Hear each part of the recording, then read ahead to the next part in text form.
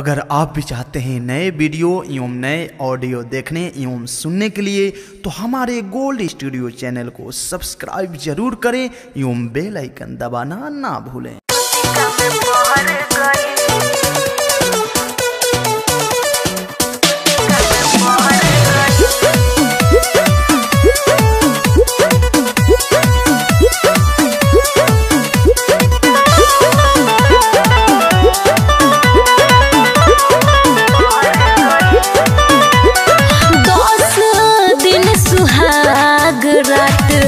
मानी ना हमार नई हो रस आइल राजा बुरा समाचार यार फांसी लाके मर गई देह छुट्टी का में पड़ गई यार फांसी लाके मर गई देह छुट्टी का में पड़ गई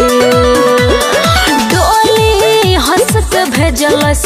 ऊंचा ढाके ससुराल विदा कैलक डोली चढ़ा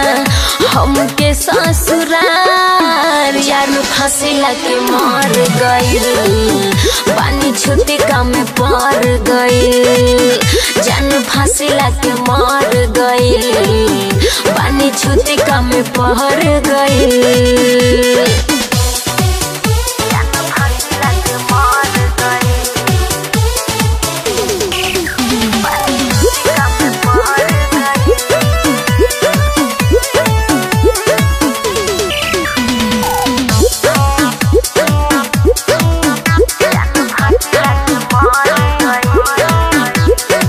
जियते भतार के मुक्का से मार के पटक लगले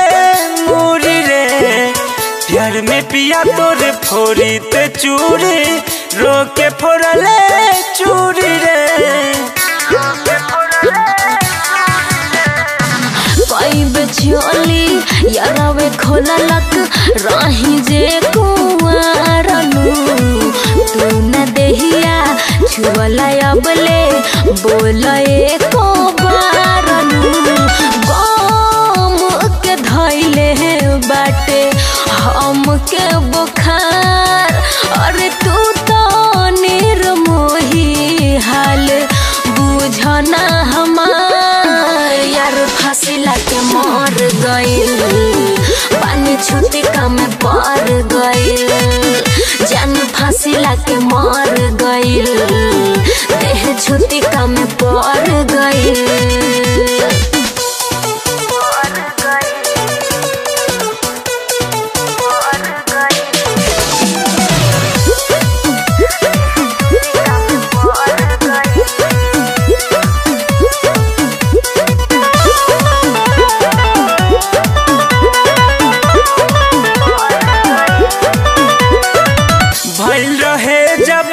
देखा देखी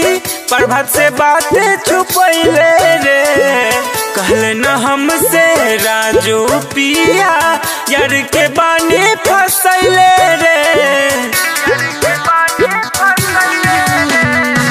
उड़ी से हमारा फसरी लगा के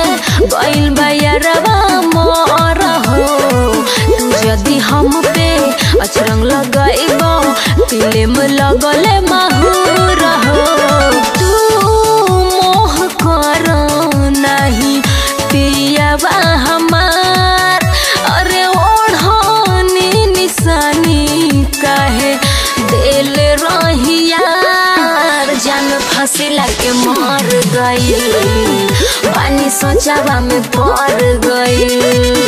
यार फांसी लाके मर गई देह छुट्टी का में पड़